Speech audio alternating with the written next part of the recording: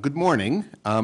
First, if I could ask people to turn off their cell phones, everybody else would appreciate it. I've set a model course here. Second, good morning. Welcome to the Carnegie Endowment. Welcome to those people here. And we should also welcome C-SPAN and their audience as well. They are covering this. We're here to have a discussion with Michelle Dunn, Tahrir el-khodary, and Henri Barki on the peace process and recent regional developments. The specific occasion is a new paper that Michelle has just written, which is available here, on suggesting a reorientation of American policy. But of course, we also are speaking in light of very recent events involving not simply the United States and Israel and the Palestinians, but also Turkey and several other regional actors. So we've got a rich set of speakers today. We will go in a slightly different order than the bios in front of you. We will first hear from Tahrir el-khodary, second from Michelle Dunn, and third from Henri Barki. Let me introduce them now very briefly. You have the biographies in front of you, so I will be very brief. Tahrir is joining us here at Carnegie for a few months. She's New York Times correspondent in Gaza. She's also worked for the International Crisis Group. While serving here as a visiting scholar at the Middle East program at Carnegie, she is a Heinrich Böll Fellow as well. So we should acknowledge the Böll Foundation for making her visit here possible, and it couldn't have come at a better time to inform discussions here in Washington. The second speaker is Michelle Dunn. Michelle is a senior associate here, editor of the Arab Reform Bulletin. Her interest in American policy towards the Israeli-Palestinian conflict goes back quite some time, at least a decade and a half, I think, when she was serving in the U.S. consulate in Jerusalem. Our third speaker is Henri Barki, who has a unique position here a few years ago at Carnegie. We invented the category of non-resident associate, which I serve. Henri, as I understand, is the first resident non-resident associate. That is to say, he is a non-resident associate who has an office here. And as you can tell from actually just the 4 lines here, he wears many other hats as well. So I think he must be a resident, non-resident in many different institutions, permanent position at Lehigh University. So we will go in the order that I just mentioned them. First Tahrir, then Michelle, and then Henri. Thank you so much for coming. And okay, so I would say that one element to bear in mind when it comes to the flotilla attack is the use of violence. And the use of violence has brought Gaza to the surface. It took a war for Gaza to be, in the news and to drive attention. And this time it's the violence, and this time by Israel, of course, and again, of course, and it brought Gaza into the surface. I've been here for a month now, and I've been talking to different groups and of course, on the impact of the siege on Gaza. And the reaction was always, but the policy of the siege is working, and the policy it's working to the direction of weakening Hamas, putting pressure on Hamas. Hamas lacks cash, that's what I heard. Hamas is losing popularity. To some extent, that was right. To some extent, Hamas lacked the cash, but they found ways out. And they found ways out through coming out with revenues on the ground and also investing on real estate and on the tunnels. And at the same time, the popularity of Hamas has been, of course, affected before, of course, the flotilla attack. It has been affected when it comes to only the silent majority, because we have the Fatah supporters, there's still Fatah supporters, and the Hamas supporters are still there. But when it comes to the silent majority, it's divided. There is a segment within the silent majority that believes in Hamas still. Hamas is not given the chance. The world is punishing Hamas, and then another segment that is sick of Hamas, and they believe that Hamas cannot govern. The world is not accepting Hamas to govern. Therefore, why don't they let go government and go back to their work as a resistance movement? And another segment within that silent majority that believes that way, that they're both sick of Fatah and Hamas. And but the sad part for them, there is no alternative, and the impact of the siege has not encouraged an alternative on the ground on Gaza. So, and right now, the thing is that the policymakers tend to ignore that Hamas is in control of Gaza, period. Hamas has managed to come out with a security establishment that is very strong, that will make them able to play with that card, that card that is, Gaza, that they are in control of Gaza. So the deadly flotilla attack came out, and it's like kind of a boost for Hamas. The morale is high when you talk to the leaders this week. If you compare, like I talk to them from time to time. So 2 weeks ago, they were like, there was no way out for them, but still, they say, we are in control of Gaza. We'll never let that go. Something will happen. And when you talk to them in person, they will say, you talk to them politics, and you tell them what's the way out for you, and they will always say, God is with us. And this time, flotilla came, and for them, it's like, didn't we tell you on the phone like today? It's like, God is with us, and that came, from God, according to them. But it's from Israel, and it was really a free present from Israel to Hamas. The morale, it's unbelievable how they feel very powerful and back to the circle again. So, let me talk about the situation on the ground in Gaza. The current policy, that is the siege, is intentionally producing another reality. Producing two entities, that is the West Bank by itself, and that is Gaza. And if we talk about the West Bank, okay, the American administration is intentionally strengthening Salam Fayyad towards coming out with, the economy, freedom of movement for the people in the West, for Palestinians living in the West Bank, education opportunities, access, and then I was talking to someone, and who left Gaza to the West Bank, and he's like, "You cannot believe it. You have cement everywhere in the West Bank, and it's so and the prices are really unbelievable in comparison to Gaza, because in Gaza they get the cement, but it's through the tunnels, but it's very, very expensive." So the entity in the West Bank is completely different from Gaza. What's the international community? What's the American administration is producing by its support to this policy? Another reality that is really dark. I've been a witness of Gaza history, and it's unbelievable how you can observe how the middle class is vanishing completely due to this policy. Not only the middle class, it's like you have, the education is going down. You have UNRWA school, of course, which is different, but it's unbelievable how, people are, tend to forget, the international community tend to forget that there are governmental schools in Gaza. And these governmental schools, now, of course, they go under the government of Hamas. Therefore, you don't support them. But what are you producing? It's also like people are, why this class of population to pay the price? Why to create the division again when it comes even to education?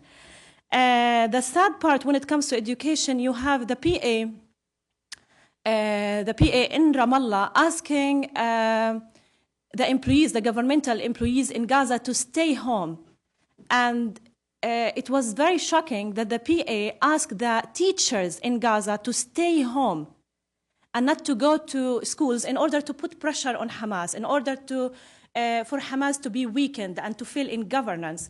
But to fill the gap, Hamas came out with an idea that helped them also by employing their own supporters as teachers.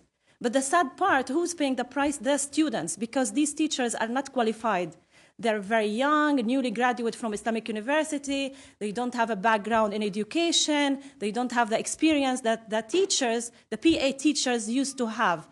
And the sad part, these PA teachers are paid to stay home. So in a way, this policy is producing a generation that is extremely dependent. You know, this sector, the governmental employees haven't worked, whether, you know, they're working in the health or education sector or you name it.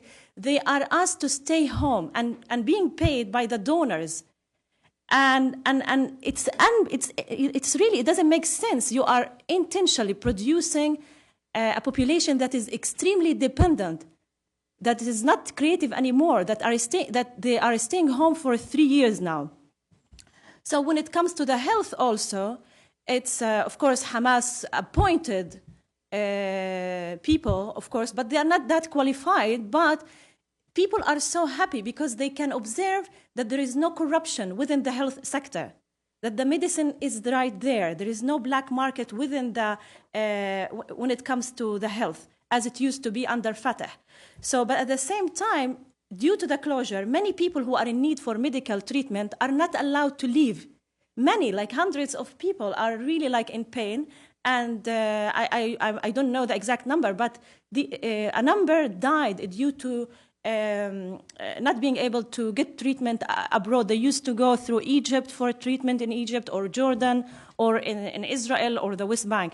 Now it's so hard for many to go through these borders. And it's really a miracle to make it. Unless you have access, the PA can help somehow, some cases.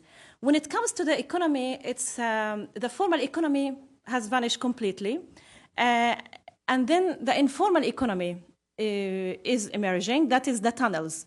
And they are really like playing a role in keeping the situation alive in Gaza. And with the tunnels, I'm not talking about a humanitarian, you know. I'm talking about that through the tunnels, people came out with the creative ways to, you know, to activate the private sector. You know, like the young people are investing a lot. But, you know, the tunnels have brought something that is a new class. You know, you have the middle class vanished completely, and then a new class that has emerged, and that is the Hamas. So the elite of the place now are the Hamas or any businessman that is affiliated with Hamas somehow. When it comes to the young generation, no future. And that is the dark side of the siege, the effect of the siege, because what's happening, you know, like if you heard the news, you know, from time to time you hear about small radical groups emerging in Gaza, and Hamas is taking control by putting them in jail, or by, you know, there was last summer they killed the leader of one of the group that is extreme. And this is what's happening. If you leave Gaza as it is, and if the policy to continue as it is, you know, what do you expect? Where the young generation to go? So some of them can afford to study in schools, but the rest will be out of school. And those who studied or graduated from universities in Gaza, they will have no job. So where to go as a young? You know, some young need to feel powerful, and they go to these small groups, or they join Hamas if they agree with Hamas. If they don't agree with Hamas, they go to groups to revenge Hamas. But it's really a dark reality for the young generation, because I think they are paying heavily. When it comes to Fatah, there is no Fatah leadership in Gaza. You know, the supporters are still there, but all Fatah leaders escaped Gaza before the civil war. So you have Fatah supporters, but there is an absence of leadership. So you cannot count on something when it comes to Fatah on the ground. The question here, who's gonna employ the flotilla attack to their advantage? If we talk about the US administration, can they push Israel so hard to come out with a peace agreement, to come out with, you know, to go back into negotiation and to turn it into a reality? Or the US to fail, and then, you know, what will be the outcome for the region, for everyone, that Israel is above the law. And then when it comes to Israel, I would say, is Israel still interested in the vision of pushing Gaza into, Egypt? Because there is this line within the hard line in Israel that is not with the two-state solution, that is happy with the current situation. West Bank by itself, Hamas to be pushed to Egypt. Or maybe, maybe this is wishful thinking, but I was thinking, Israel needs to improve its image, internationally, and maybe they will go ahead and, offer something to Abu Mazen when it comes to a Palestinian state, so that can maybe do something to the image of Israel. When it comes to Fatah, the question, what will he be offered this week during his visit? If he's offered nothing, it's the end of Abu Mazen as a leader. Like, he has nothing to offer. And bear in mind, Fatah was the party that promised its people for a Palestinian state. It wasn't Hamas. Hamas never promised its people that I will get you the Palestinian state through negotiations.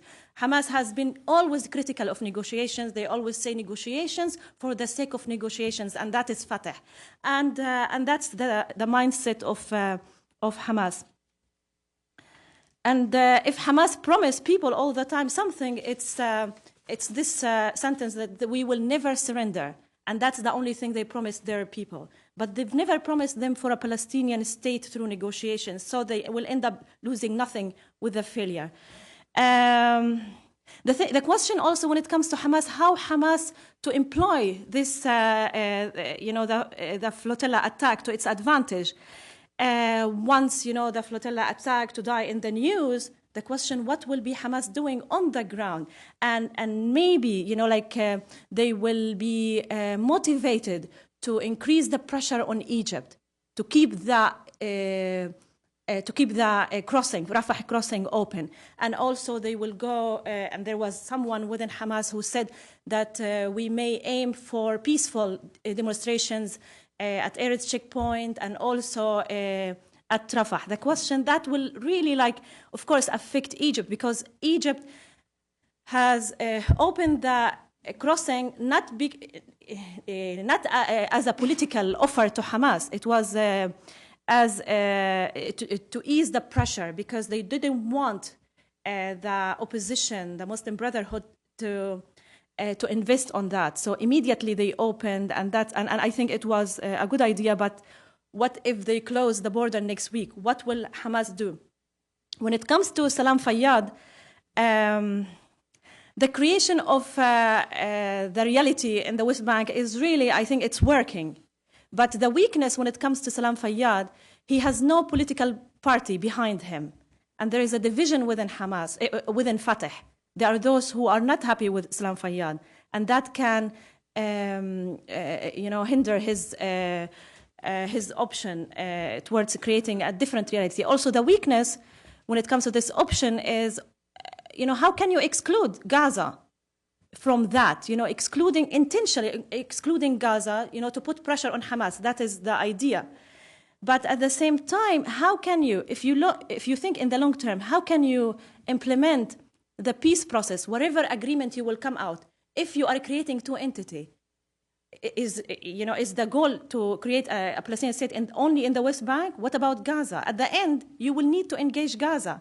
But by leaving Gaza for a long time, you are contributing to create a different reality, and I think it will be hard to deal with or to engage. Last thing I would like to add is what's happening, who is in crisis right now? Of course, the American administration is, I would say, in a crisis when it comes to this. Also Israel and Fatah and also Salam Fayyad to count, but also Hamas, where are they going from here? But when it comes to Arab countries, also you have Turkey, who has emerged as a non-Arab country that is pro-Palestinian, that is pro-injustice. And that has embarrassed all the Arab countries. And I mean here Egypt, Jordan, Saudi Arabia, and of course others who, they are all viewed as parties that aim for the siege. And that is the sad reality. So it's obvious for the children on the ground that all these parties are with the siege. They contributed to that. If we want to discuss the way out, I think one must consider the moral responsibility towards the young generation.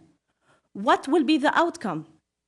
And it's very important to bear in mind that the failure of the peace process has led to the emergence of Hamas. And I think education, focusing on the young generation is something, but also reconciliation, because it's a national demand. The U.S. administration must give the green light, not only to Egypt to go ahead with the reconciliation talks, but also to Fatah, to Abu Mazen.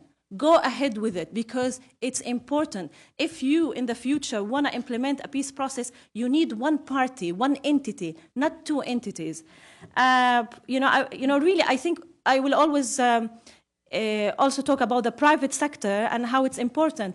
If the international community, if Israel, if the U.S.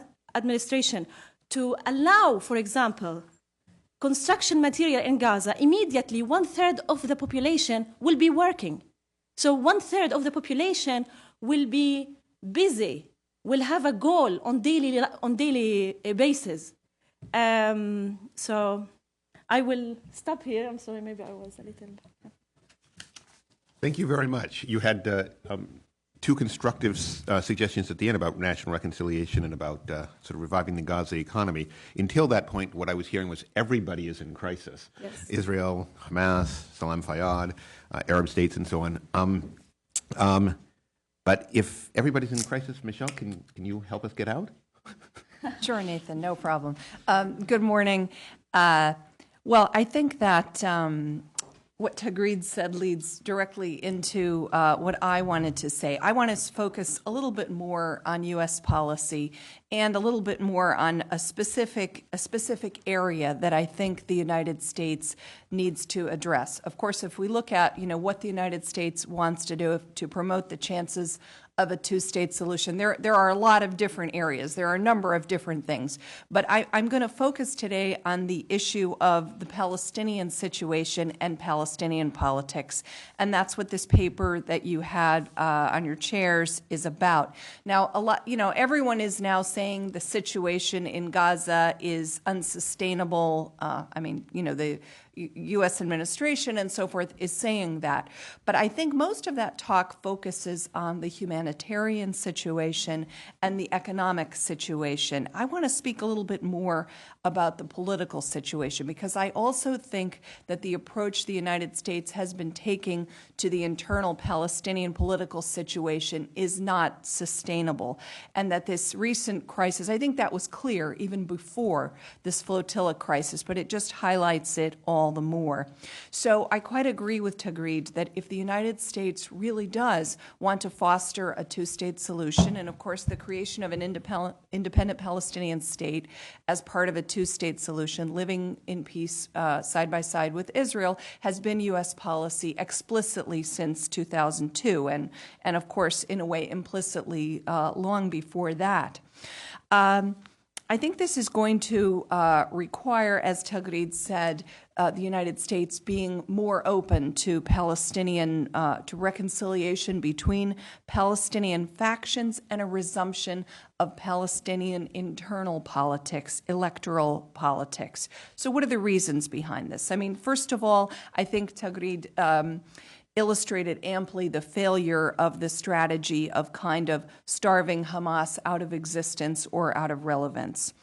She also hinted at the kind of lack of a mandate that President Abbas now faces as head of the Palestinian Authority based in Ramallah, his inability to make concessions, to negotiate effectively, which is due partly to the weakness of his base of support. As you know, his electoral mandate has long run out, and the Palestinian Authority is effectively in control of only a small part of the West Bank. Let's not forget that. It's not as though they're controlling the entire West Bank, only Area A of the West Bank, and of course none of Gaza.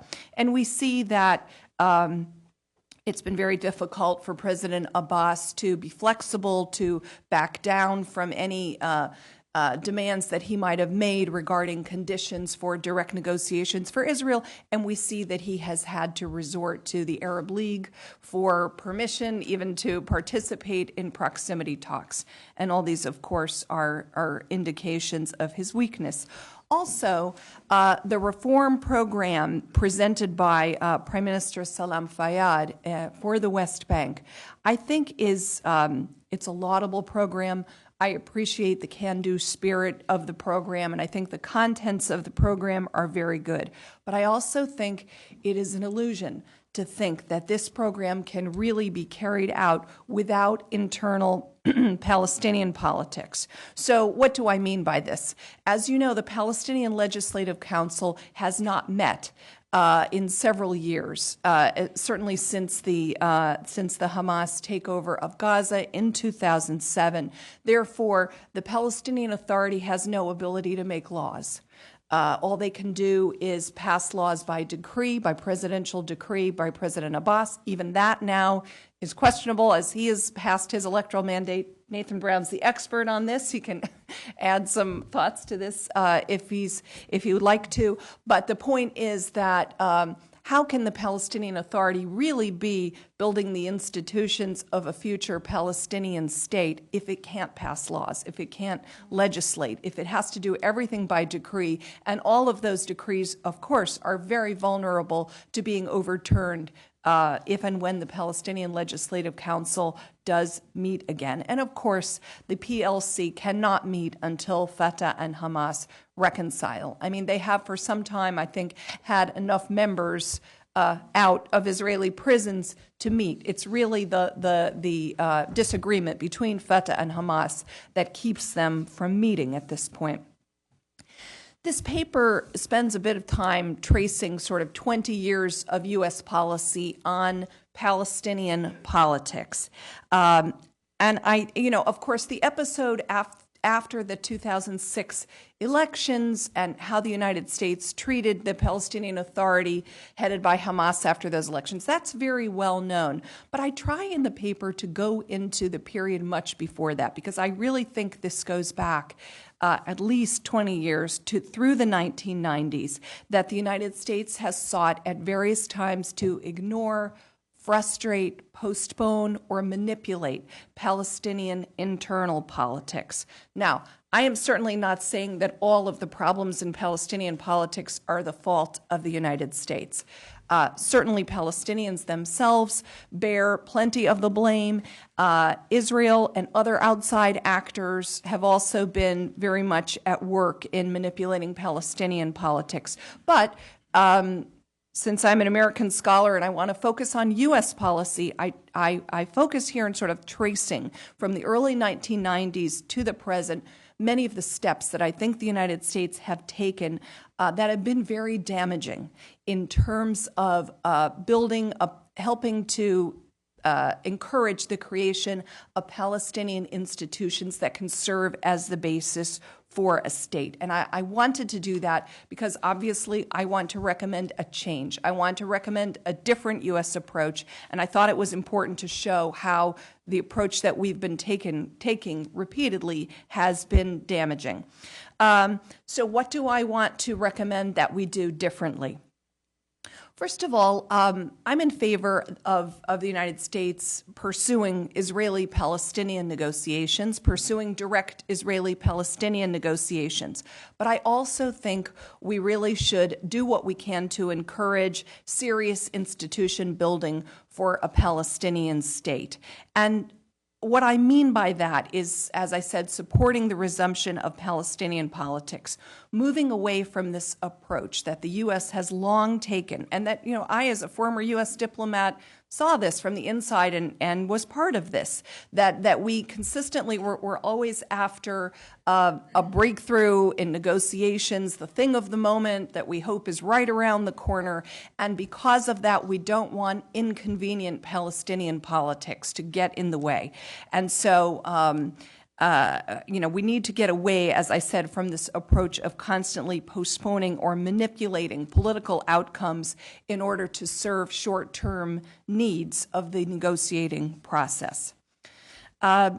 I do agree with Tagreed that we should be signaling support for reconciliation.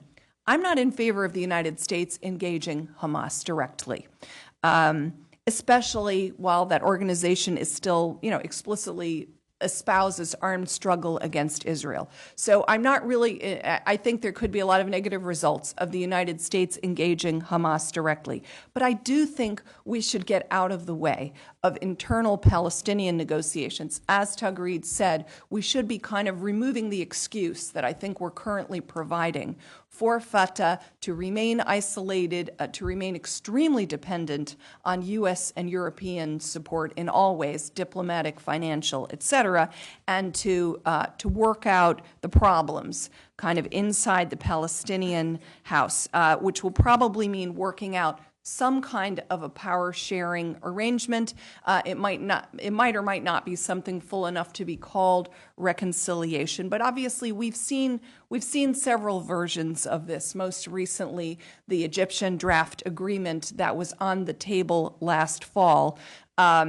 And that the United States discouraged. And so they would probably work out some kind of an internal power-sharing arrangement and pave the way for new Palestinian elections. That will mean, I think, that the United States has to think about and has to discuss with Israel and also our quartet partners how we could work with and give assistance to a Palestinian Authority that might include Hamas in some capacity. There are a number of different models. We saw one with the Mecca Agreement from several years ago that we rejected. I think that the conditions that we have set through the quartet and through U.S. legislation and so forth are probably going to need to be simplified in order to be workable. But I do think it's realistic that we could say that we would work with a Palestinian Authority that would continue to prevent violence, as the current Palestinian Authority in the West Bank is doing, and also that would allow the PLO, which is the negotiating party, to negotiate with Israel. And I do think those are conditions that could be realistic and could come out of some sort of a Fatah-Hamas modus vivendi.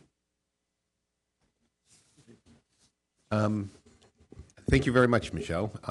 And let me remind people here that there is a full paper that's available here that I got to see a sneak preview of, and I very much commend it to your attention. Henri, we heard Tagreed say that Hamas was expecting an act of God and got it. So the question for you, I guess, is Turkish foreign policy a form of divine intervention? You can recast the question if you need to. And what would happen if I were to say yes? Good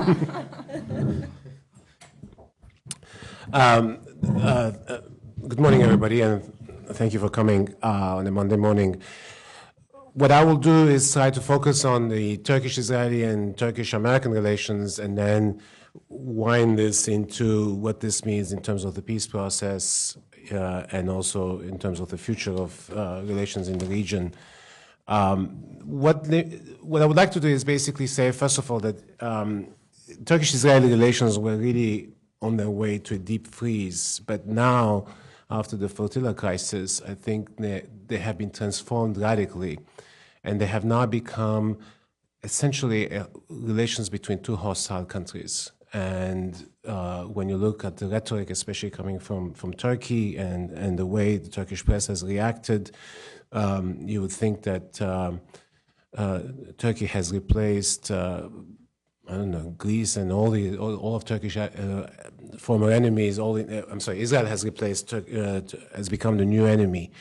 So, is this really new, and what really is going on? And what I would argue that the Turkish approach to Israel, in particular, has been changing in recent years, and usually people have ascribed this to the 2008-2009 Gaza war. If you remember, at the time, the Turks were conducting secret negotiations between the Israelis and the Syrians. Ehud Olmert was in Ankara. He comes back 4 days later. He launches the operation in Gaza. And for Erdogan, who had put a great deal of stake in those secret negotiations, this was a real insult, a slap in the face. And it became really personal for him. And we saw the ramifications of that with the famous Davos incident between him and Shimon Peres. And so this is what people ascribe the changes to. But I would argue that actually this is, it's more complex than this. That in fact there's a larger game at hand. And the larger game is that Turkey has decided to become a very important international player. It wants, in the words of its foreign policy Minister of Foreign Affairs, Davutoglu, it wants to be a central power. It wants to use its strategic location, its economic powers. It is the 17th largest economy in the world. It is also a very dynamic economy. Turkish goods are being sought after everywhere, especially in the region, in the wider Middle East, in the Balkans, etc.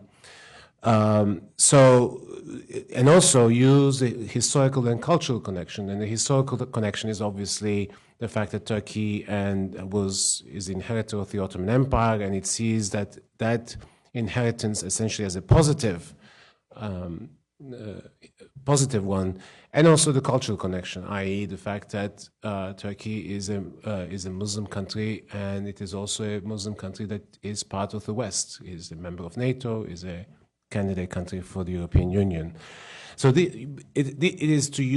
what they wanted to use these attributes to make Turkey far more important internationally. And it is true that in the past, when you look at Turkish foreign policy, it always used to punch way, way up below its weight. And the AKP, the governing party, has always wanted to change this. And it goes back to AKP's antecedents. This is not something new that is specifically to AKP, but AKP politicians who participated in other governments always had these ideas. But the one unstated factor here is also that the AKP sees that the United States is weak, or at least in the region is much weaker. That in fact, when you look at the Syrian-Israeli negotiations that they started, those were in large measure the result of the vacuum that was created by the Bush administration following the Iraq invasion and the angst that had it created in the region. So the Turks essentially stepped into that void. But with the Gaza operation, I should say, following the Gaza operation and the collapse of the Syrian-Israeli negotiations, the Turks essentially changed tacks. Now, in the meantime, they have already built some of the, shall we say, steps to become more influential in the region. I mean, they've they've aggressively courted the regional countries, they've aggressively courted countries all over the world, not just in the Middle East and the Caucasus and Balkans.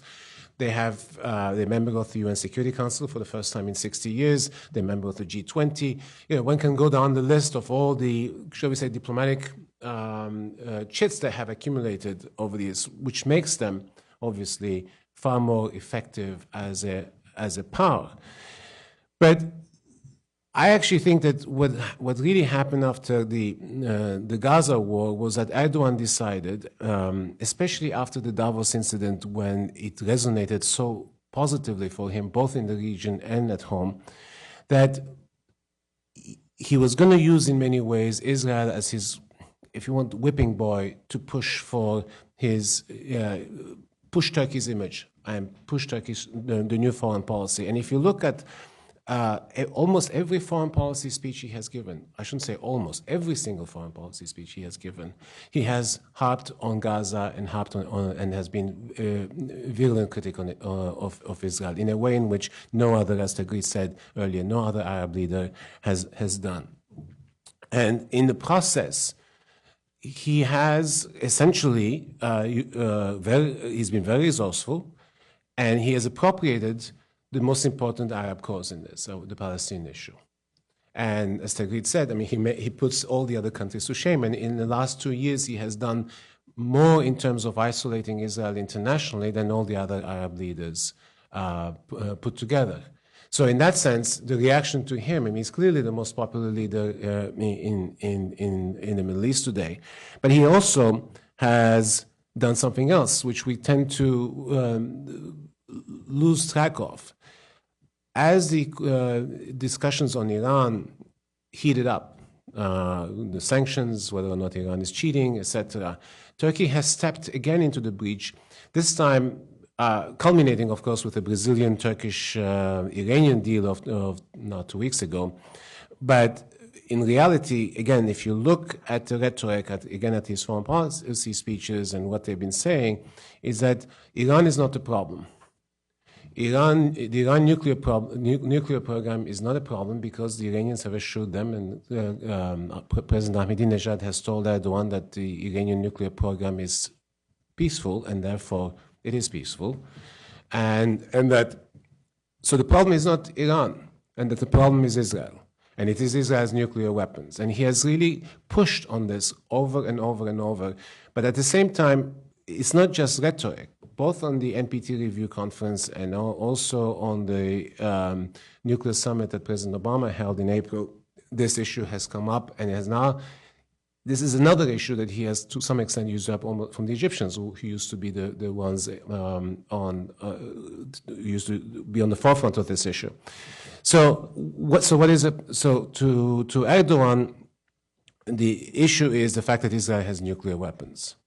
And it is not, in that sense, obfuscating the debate that's going on in terms of the sanctions, whether or not Iran, as a member of NPT, is cheating or not. But Israeli nukes may be a problem in the region, admittedly. I mean, the Egyptians have been saying this for a long time. But Israel is not the only country with nuclear weapons. In fact, you have India and Pakistan. Israel, India, and Pakistan are not members of NPT. On top of this, India and Pakistan not only have nuclear weapons, they've tested them and they've deployed them, which is something that the Israelis have not done. So why focus only on Israel? Why not also say, well, the Pakistanis and Indians should also get rid of the nuclear weapons? So you see now a complete shift in Turkish policy on this issue. So where does this take us in terms of the United States and Turkey? But before I say that, it is also very important to understand the other dimension of the Turkish foreign policy, and that is its domestic politics, the domestic dimension of Turkish foreign policy. Yes, the major aim of the government is to make Turkey a power of consequence. They really have, some people say exaggerated, but they have this vision that by 2023 they'll be one of the top 10 economic powers in the world. And again, in the words of Davutoglu, what they want to do is they want to determine the order in the Middle East. So they want to be the power par excellence in the Middle East. So insofar as they've taken the Palestinian cause and they're supporting the Iranians, it's a very interesting combination, because they're standing up to Israelis, they're standing up to the United States on the Iranian issue, but they're becoming, if you want, the dominant Sunni power in the region. But Sunni power that talks to everybody, maybe not so much to the Israelis these days because of the flotilla crisis, but still protects the region against foreign influences. But it is also important to understand domestic politics. For the first time in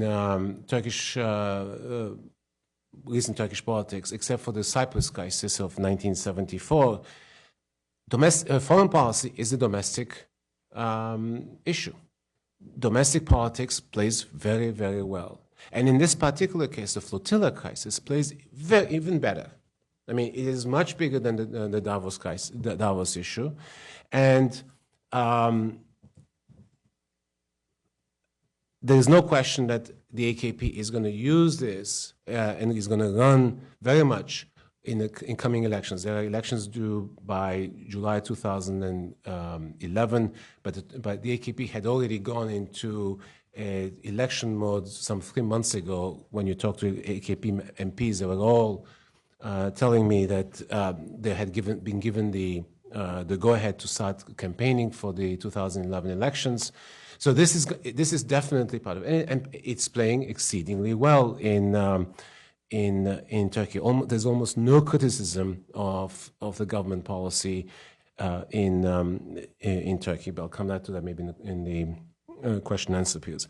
But there are two other aspects of this that we tend to also not see. One is it is a major diversion from the Kurdish problem in Turkey. I mean, one thing that is not being, for example, this weekend, there was an enormous demonstration in the southeast where even before the demonstrators got on, they were met by security forces in a very violent way with pepper gas. The MPs who went to talk to the security forces were not even allowed to come near, and they were immediately pepper sprayed. There are hundreds and hundreds of Kurdish activists being jailed, people being. So there is a serious crisis in Turkey that, for the government, which had a Kurdish opening and had announced a Kurdish opening, but backtracked because of reaction in some Turkish quarters. This is a very convenient. I wouldn't say it helps them. I'm not saying they created this crisis because of the Kurdish question, but it definitely helps them. But finally, there's in terms of domestic politics, given how popular AKP is now and how it's riding, there was a very serious clash potentially looming between the AKP and the Constitutional Court. I don't see how the Constitutional Court, which had been considering maybe to ban the party or ban some of its politicians. They tried this in 2007 and 2008. It backfired.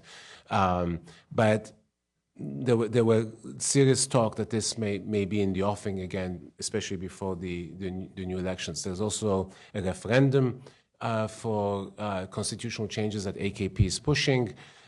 So there's no way that the Constitutional Court will be able to stand up to the AKP. So in a way, this also helps the AKP to solidify its position at home. So it's a win-win for them at every level, except, and the exception is, I think, the United States. I'm sometimes amused when I read commentaries that Turkey is showing independence from the United States. Turkey is finally standing up to the United States, and so on and so forth.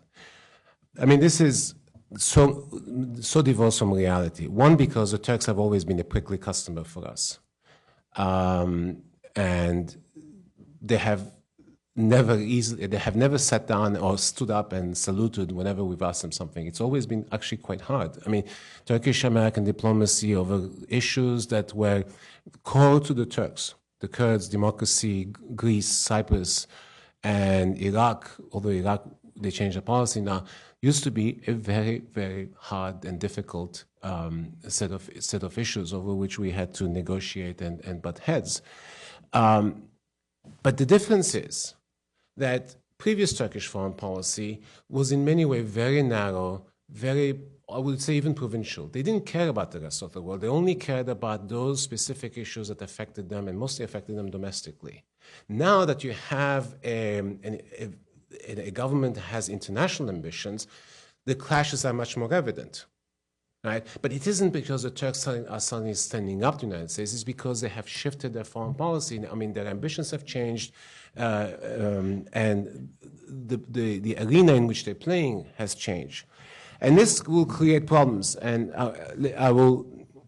it will create problems because when you look at the reaction in Turkey with the flotilla crisis, the reaction against the United States, the mood in Turkey is that I have rarely seen it to be so foul in many respects. In many ways, I think there is a danger that the Turks are going to lose control over the narrative, and that will make U.S.-Turkish relations even worse. But remember that the flotilla crisis is actually the icing on the cake, so to say. The real problem between the United States and Turkey was really about Iran. It was really about the Tehran, Brazil, Ankara, Turkey deal, but it is also the fact that there's a vote coming up in the UN Security Council, and the Turks are probably going to vote against sanctions. And for the United States, I don't want to go into what really happened in terms of who's right and who's wrong in terms of the Brazil, Turkey, Tehran deal, but there is palpable anger within the U.S. administration at Turkey's efforts, and especially the upcoming vote. So, in this mood and in this if the Turks vote no now, or manage to scuttle in one way or the other the whole vote at the UN Security Council, the damage to U.S.-Turkish relations is going to be long-lasting. By that I mean, and it may in some ways actually maybe, lack of better word, good. In what way? I mean, I think we also need to change our policy towards the Turks. I mean, we've always been, because they've been very quickly customers, we've always tried to satisfy them in all the issues, whether it's the PKK, it's the Armenian question, it's Cyprus. We've gone out of their way, even though they don't necessarily think it to be that way. We have diverging interests. When we have common interests, I think we should pursue our common interests. When we have divergent interests, I think we should push for our interests and take the Turks into consideration, but they're not. And finally, in terms of the peace process, since this is really about the peace process, this panel, and not Turkey, Israel, and Turkey, America, if Turkey now is a dominant power in the region, if Turkey decides to take a very active role in the peace process, and in the process actually become, and it has associated itself with Hamas. One of the things we also forget, in the Hamas PA division, the Turks haven't sided clearly with Hamas. And we can talk about why maybe later on. But so now you have a very powerful, active player, which is going to be pushing, shall we say, the Hamas line. And you're seeing already the Turks saying Hamas has to be part of the, to quote the Turkish ambassador here, part of the final solution. And so you have a powerful regional actor that can exercise a great deal of influence. And to what extent will it affect, and I will leave it to Tagrid to answer maybe that question, to affect the peace process? Thank you. All right, thank you very much. Let me switch hats very briefly here from moderator to discussant, and then we'll open it up for questions. A discussant generally has three jobs. The first is to be brief, and that I can do. The second is to sort of issue some pleasant platitudes describing the presentations as rich and nuanced, and that I can do because the presentations were rich and nuanced. And the third is to criticize them for not saying what the discussant would have said had the discussant been speaking. That's hard, and it's hard for different reasons. And let me turn first to Michelle's paper, and then to Tagrid's and Henri's paper. I can't do it for Michelle's because when I listen to her presentation and when I read her paper, my one comment is, yeah, what she said. That's it. I think it lays out very clearly both a good historical retrospective of how we got to where we were, and lays out a difficult but an interesting alternative, and one which I would endorse. With regard to Tagrid and Henri, what we hear is all sorts of details and analysis that we didn't know but that we need to factor into our thinking. Matters like the price of cement in Gaza, what's happening in the health sector, and so forth and so on. From Henri, I mean, we're not used to having to think in terms of, okay, what is the relationship between what's going on in Gaza and the upcoming Turkish elections? That's a kind of thinking which we're not used to doing. I think that when it comes to Arab-Israeli peace process issues in Washington, we tend to fall a little bit into the trap of looking at our feet. And we kind of know vaguely where we want to go, but the question is, okay, Abu Mazen's coming to town, the proximity talks are going, how does what is happening over the last week affect in very short-term ways? And what we're hearing about from all three presentations is something a little bit more in terms of long-term analysis. It doesn't make the problems any easier to solve. But I'm reminded an analogy that I might make would be the situation we're in now to the situation we were in Iraq policy, say, a decade ago, where we had a policy, and again, you could hear the same kind of terms. It's unsustainable, right? There are certain things that we had a policy in Iraq a decade ago that was leading to a series of changes in Iraq were not exactly what we wanted. We were not getting regime change in Iraq.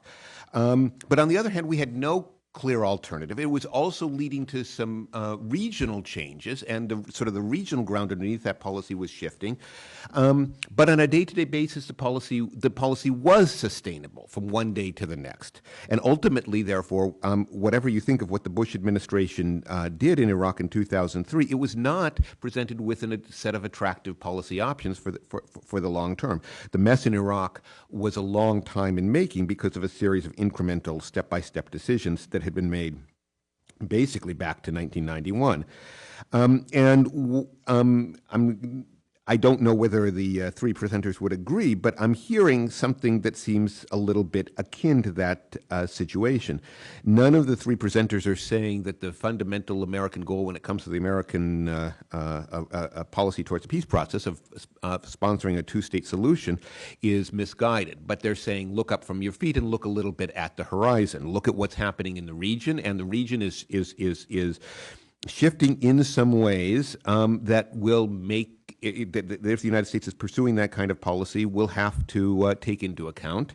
There are certain things happening on the ground in Gaza. We can't simply say to Hamas and the population of Gaza, just sit still while we come up with a diplomatic solution, and then we'll get back to you in 2 or 3 years, and then we can decide what to do. It doesn't sit still, and in some ways problems get snottier. And what we hear from Michelle, as I say, is both a historical review of this of how we got into this she used the word short-term a couple times very explicitly in her presentation, sort of a series of short-term decisions, but also a recommendation that we look up from our feet a little bit, and perhaps not necessarily march towards a different horizon, but at least be a little bit more aware of the stumbling blocks that are going to confront us very soon. Let me, at this point, we've got about half an hour for questions or comments. If it's okay, I would suggest we take 2 or 3 at a time. If you could begin by identifying yourself, if your question or comment is directed to a particular panelist, please say so. Otherwise, we'll leave it open. Matt. If you could wait for the mic, yeah. Sure. Michelle Kellerman with National Public Radio. Curious what, if anything, President Obama can offer Abbas to make him look like a viable leader this week. And then also on Turkey's role, can you see a role for Turkey in this reconciliation process since it has a relationship with Hamas? Should the U.S. be encouraging that because to channel Turkey's new ambitions? Thank you. Let's take a couple more. Marina? Go ahead. Marina Ottaway with the Carnegie Endowment. And my question is for Henri. You read reports in the press about the change in Turkish policy, and very often it's presented as this is an Islamist government, and essentially the policy is presented as the policy of a particular government. To what extent is it this new sort of more ambitious foreign policy is really related to a particular regime, or is this something that more the policy of a growing power, essentially, which we can expect to continue no matter who wins the next elections? Go to the front here.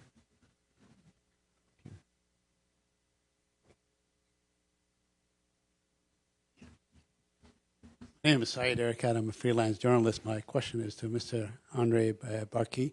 As Turkey assumes this prominent position in the region, is there likely to be increased tensions with Saudi Arabia and Egypt, the traditional leaders of that part of the world? And my second question also to you on Turkey is, suppose that the current government is removed either by vote or by a military coup, are we likely to see a dramatic change back to the old policy with Israel? Thank you. Okay, thank you. We've got 3 questioners, 5 questions. 4 of those questions were about Turkey. This is unusual. Let me first, why don't we first turn to Henri, because most of them are for you, and then there's a question about Abu Mazen's visit next week, and we'll turn to Tahrid and Michelle.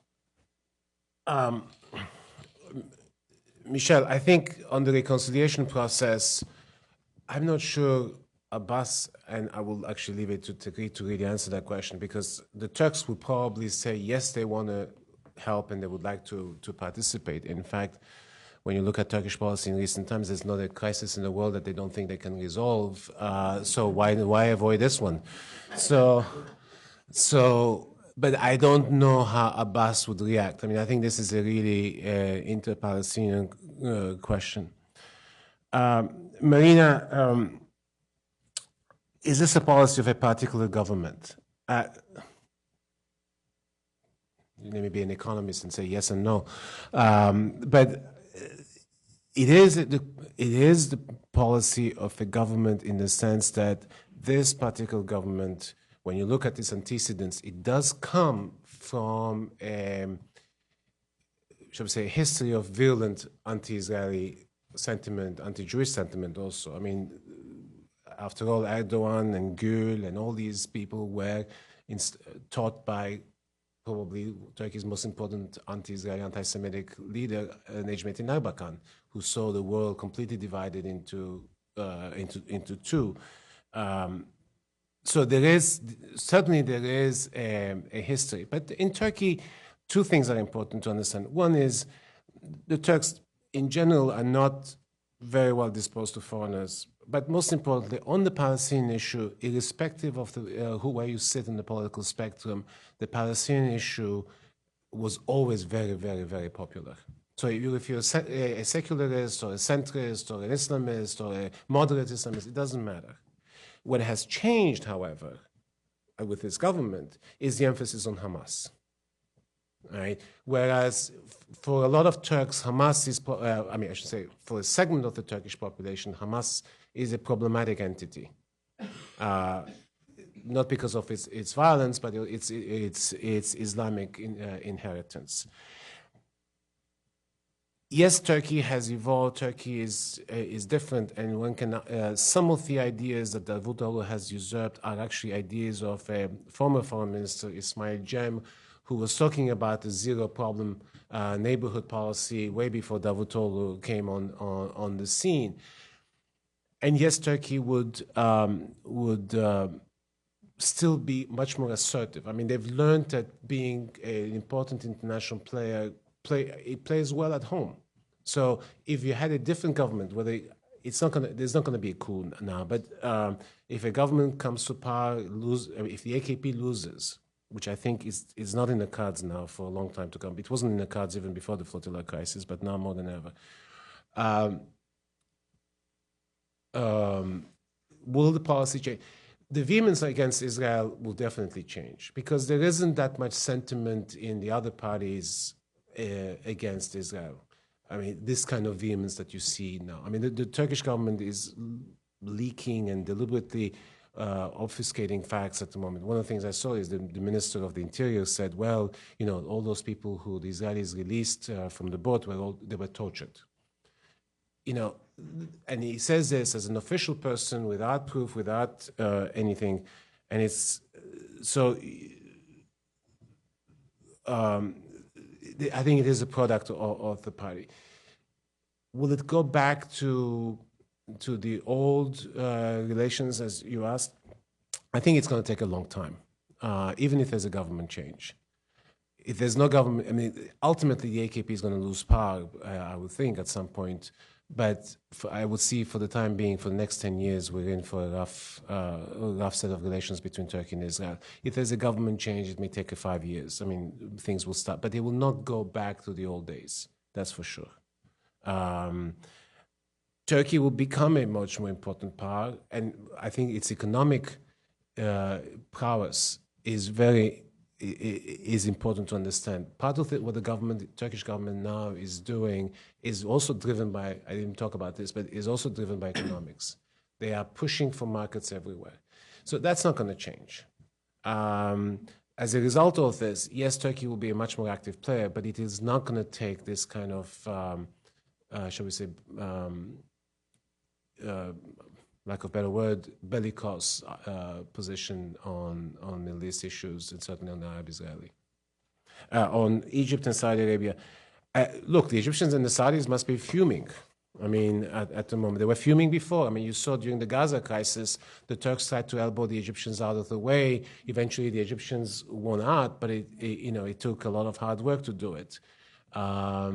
And the Turks also, there's a way in which they are kind of looking at all the other Arab countries. I mean, they're riding a wave of self-righteousness and of popularity.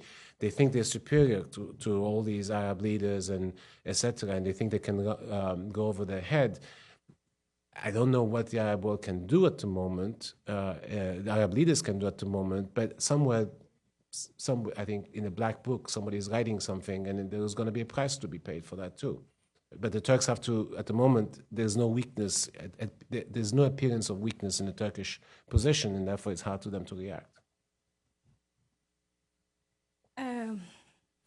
I would disagree when it comes to what you mentioned, that Turkey took the side of Hamas during, reconciliation talks. Turkey was very interested to be engaged in the reconciliation talks. The U.S. administration didn't let them because they didn't want to embarrass Egypt. That's a fact, because Egypt wanted to take that role. And at the same time, I think what is missing in, today is a fair mediator.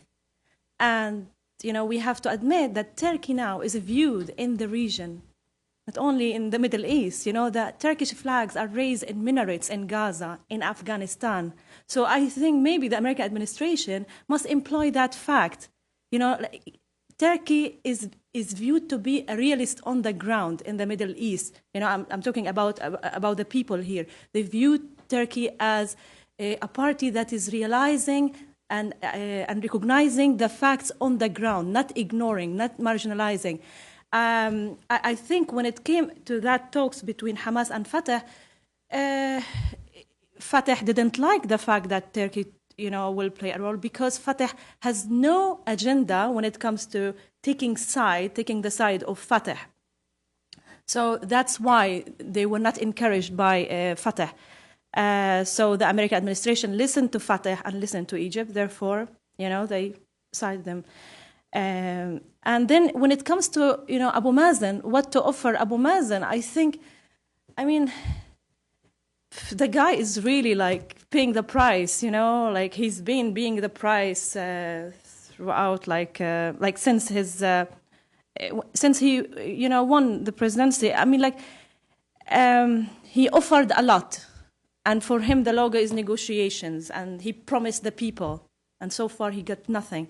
What to offer Abu Mazen is the miracle, a Palestinian state, something that people can realize. And also, I think it's wishful thinking. I don't think Israel will, the current government in Israel will approve so. I think maybe they will come out with an Area C to be included, back to Oslo model. Okay, let's work, let's pretend that it's Oslo and give more areas for the PA to control.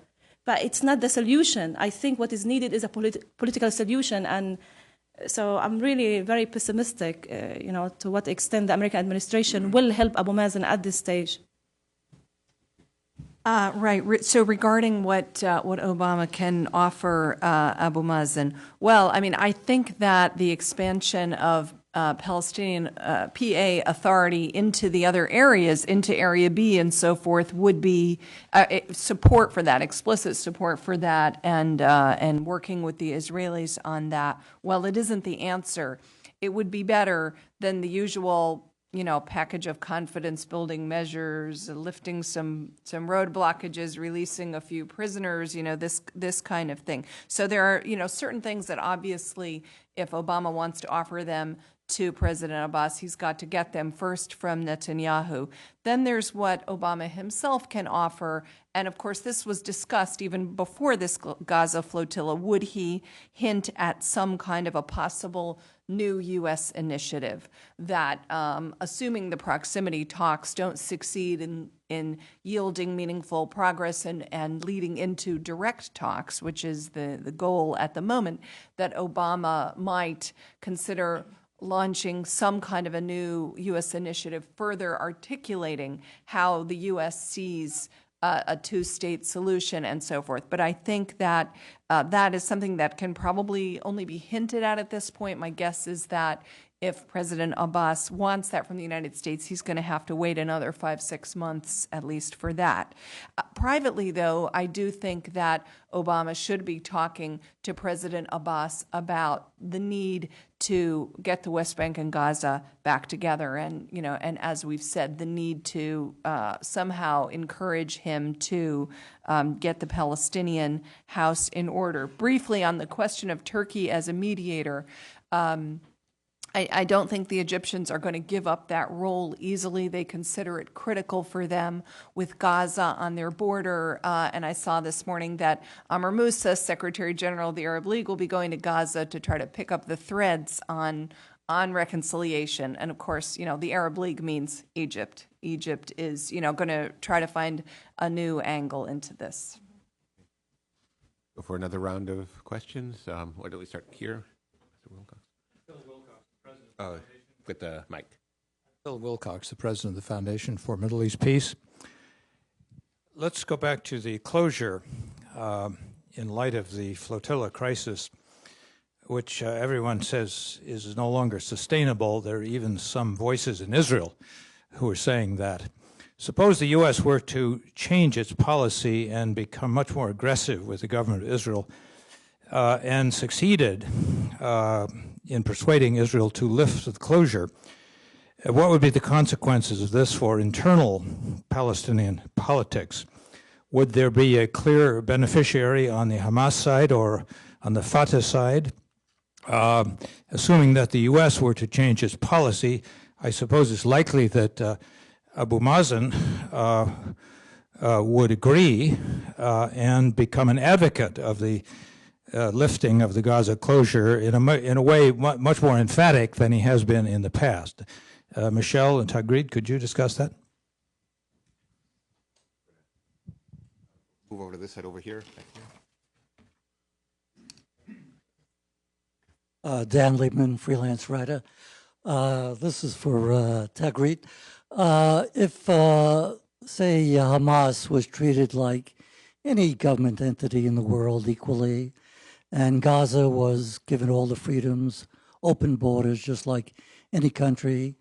Can you make a little prediction of what politically, economically, and spiritually also that Gaza would look like in a few years? In other words, would it be a stable, growing country, or would it still be racked with dissension and violence? It's in the back, right? Yeah. Yes, hi. Joyce Karam with Al Hayat newspaper. My question is to the gentleman who was speaking on Turkey. I'm wondering why you're framing this as a U.S.-Turkey sort of crisis. I mean, the Turkish foreign minister yesterday was clear in his remarks on CNN.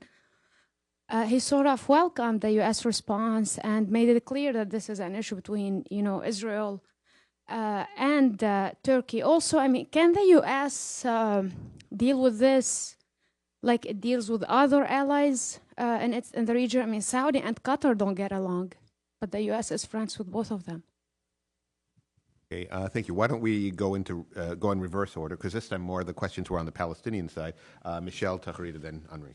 Right. So to Phil Wilcox's question, I actually think it's problematic to lift the closure and open Gaza up completely while it's still under complete Hamas authority, where there's no Palestinian authority presence at the borders and so forth. In effect, moving down the road of recognizing Gaza as a separate entity under Hamas authority and so forth. So, this is one of the reasons why I think that while there obviously needs to be some greater opening to relieve the pressure and so forth, that this is one of the reasons why it's imperative to press for Palestinian reconciliation at this point.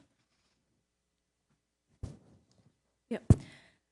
I mean, the question, who will benefit if the siege to be lifted?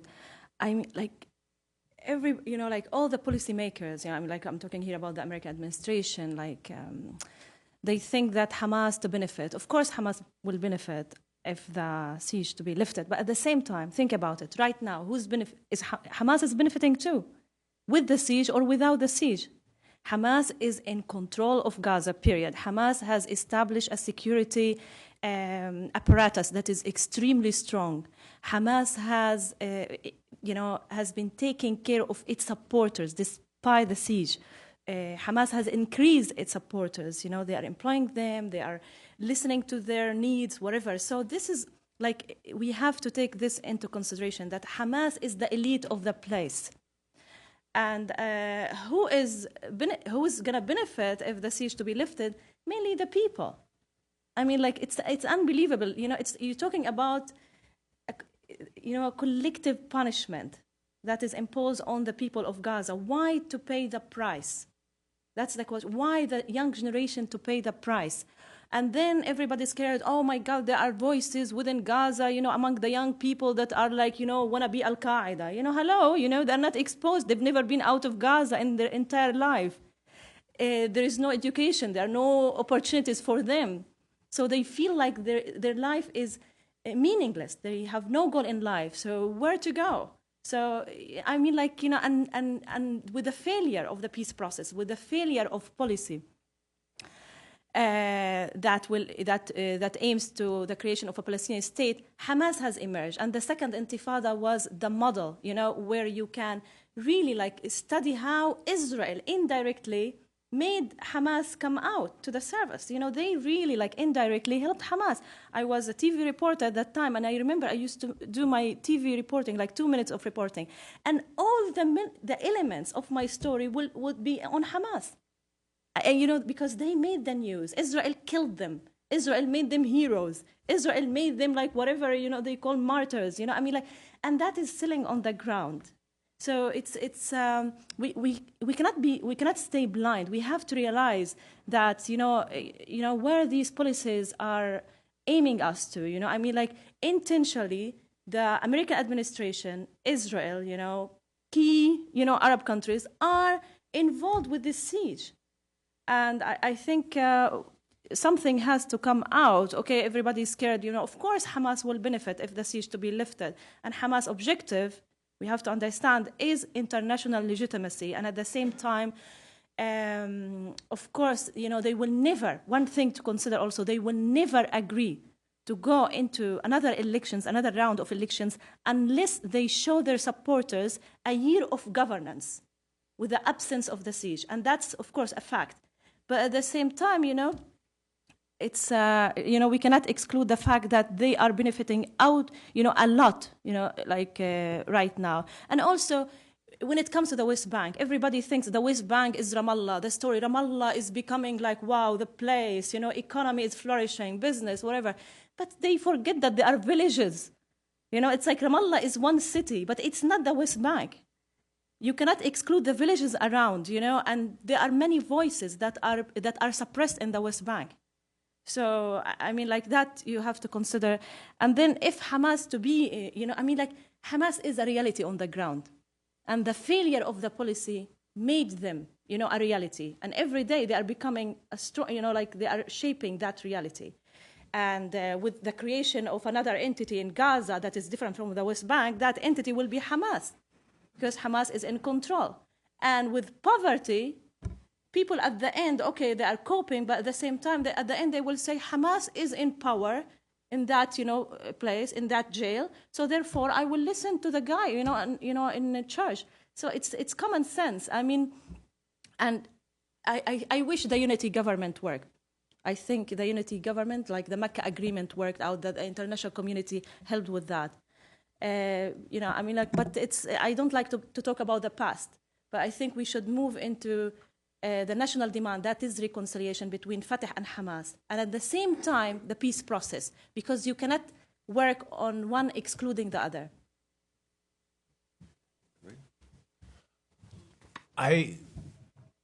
What I was trying to suggest is, if you remember, I used the expression, the flotilla crisis is the icing on the cake in terms of the Turkish-American relations. The problem between Turkey and America today is Iran. It's not so much the flotilla crisis. I mean, yes, it created a crisis at the beginning, and I still think it has made American decision makers a little bit.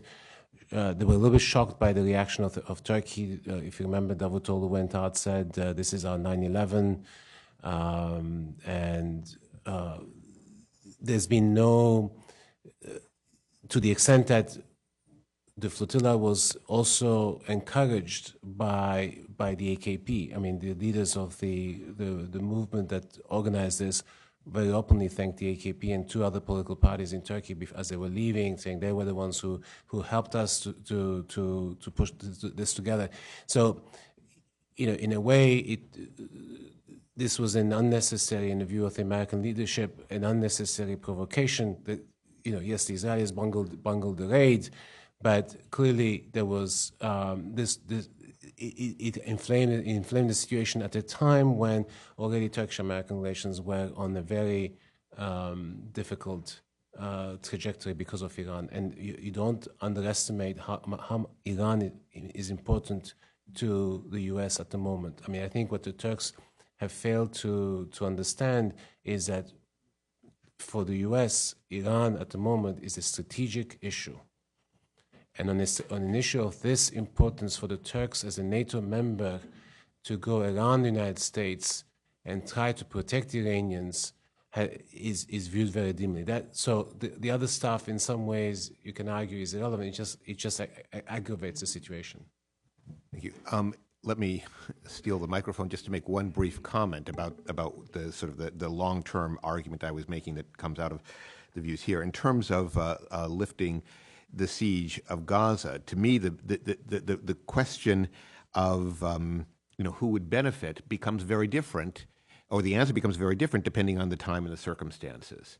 And it is no secret in policy circles that the siege was not leading to the policy results that were expected from it. Nobody would. I shouldn't say nobody, but I think that was fairly widely acknowledged for the last year or so. So if you're going to end it, you end it on your terms and your time, or you wait until there's a crisis. And right now, it's a propaganda victory for Hamas. Turkish public opinion is now directly engaged. It's a far messier situation. You do it 6 months ago, you would have confronted a very difficult, a very different set of circumstances. You do it as part of the sort of the Shalit negotiations. Again, very different set of circumstances. We've got time for perhaps two very brief or one long-winded question. I'll leave it to you. First, in the very back. I'll try not to be long-winded, thank you. My name is Meredith Buell, I'm with the Voice of America. What practical steps can be taken to lift the siege in Gaza and ensure that Israel has its security needs met and that no weapons are smuggled in with the humanitarian aid? And what, if anything, can be done to legitimize the Israeli investigation into the flotilla incident so that the results would be accepted by the international community? I'll count that as a brief question and take a second one from up here. Ted Pfeiffer, U.S. Institute of Peace. I'm still trying to get a sense of where Hamas thinks it's going. It is holding on to Gaza. It wants to retain control of Gaza without the siege to demonstrate it can rule. It's prepared to go into elections. It's not prepared to give up control of Gaza. It's prepared to take as much as what it had in the last elections or more. So where, in fact, does it see itself going other than divine intervention? And how will that help us 2 or 3 years down the road? Why don't we turn, I guess, for final comments, Tahrid, Michelle, and then Henri. Where Hamas is going, as I said, Hamas' main objective is one, that is international legitimacy, and they want the world to accept them. They want to be engaged, of course. And one interesting interview I conducted with Mishal in Syria, I still remember what he said. He's like, we are willing, like unlike Oslo years, we are willing at this stage to be partner in the peace process, whatever. I mean, like here, that they won't be like they won't cause any distraction to any peace agreement if Obama to go ahead with any. So that is, I think, really their main objective is objectivity, is international legitimacy, and I would say that they will do a lot to achieve that. This is their main goal. The current situation is really scary. And there are, voices within Hamas that are extreme, of course. But one thing to consider, one element to consider is those in control, those that are now in control, whether the Hamas in Syria, whether the Hamas in Gaza or the West Bank, are people that you can talk to. You can discuss with them politics. They believe in governance. They believe in elections. They believe in, in all of that. So I think it's worth it to consider it. I don't know how. That's the question, because it's very hard. They are very persistent on not recognizing Israel, of course, and not to renounce, violence, and not to accept the previous agreements. These conditions are not accepted by Hamas. And when you talk to them, it's like, why can't you recognize Israel? Why can't you accept the previous agreements? Whatever this is their argument. It's like, you have to remember that Arafat recognized Israel, but what was his end? He was given nothing at the end. And why to repeat the same mistake of Arafat? Why to give from the beginning? It's like you have to sit on the table to negotiate over things. Then you can give and take. But why to recognize Israel first without getting anything in return? And that's the mindset of Hamas, and it's very selling, among their supporters. Steps to lift the siege, I think, first you want to go into reconciliation first, because you want to engage Fatah when it comes to the borders. You need Fatah and Hamas. You need the security establishment. You need joint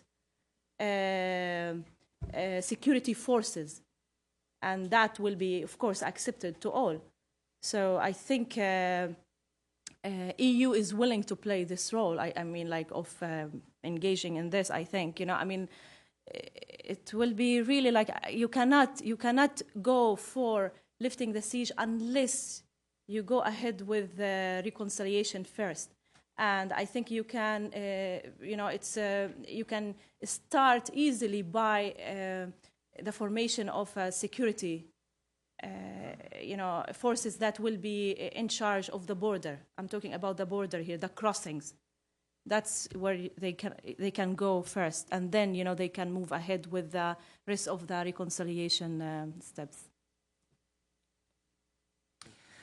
Yeah, I agree regarding practical steps that can be taken. I mean, just let's remember, what this flotilla crisis showed. This was not a humanitarian crisis. The flotilla crisis did not show that, humanitarian conditions in Gaza are so deplorable or whatever. What it was about was that the international consensus about maintaining this closure of Gaza has broken down badly, and it's no longer sustainable, because you have significant actors like Turkey and others who are willing to take actions to undermine the siege, and have done so effectively. So you don't have this idea that Gaza would continue to be sort of an island with no internationally recognized authority at the borders, just sort of drifting off on its own. This is what has become unsustainable. And so just let me agree with Tagreed that whatever kind of steps can be put into place to allow access of goods to Gaza and give Israel some reassurance that those will not include arms and so forth, have to involve the Palestinian Authority, and that it would really be a mistake, and I'm sure the United States would not move in this direction to just give Hamas that authority on its own. Briefly, what can be done to legitimize an Israeli investigation? I mean, what we're talking about now, it seems to be an argument about, will it be an international investigation with Israeli involvement or an Israeli investigation with international involvement? And obviously the latter is possibly acceptable to Israel. It's something that the Israelis are arguing about amongst themselves now. I mean, let me just venture into what can be done in terms of alleviating, or in terms of lifting the siege. Look, we also have to understand that the Israelis have a domestic politics, and as long as Gilad Shalit is there, it's going to be very difficult for any Israeli government to suddenly say, okay, we're going to change our policy. So we have to come up with some kind of a global deal where, for the Israeli sake, the Gilad Shalit is released, and then there are modalities as to the inflow of goods into Gaza, and third, some kind of assurances that there won't be any more rocket attacks. I mean, somebody asked about Gaza being an independent area without any kind of international restrictions. Part of it has to live up to its responsibility that it's not going to attack another country. I mean, so that also has to be part of the deal. I mean, in Israel, given the debate that's going on now, and given the fact that Israelis would like to get out of this corner they find themselves in, that would be probably a very acceptable. Netanyahu may not like it, but still, he will have to go along with it because there'll be domestic support for it. So we have to be imaginative and to figure out how to construct such a deal. Okay, please join me in thanking Tagreed, Michelle, and Henri for a very rich discussion.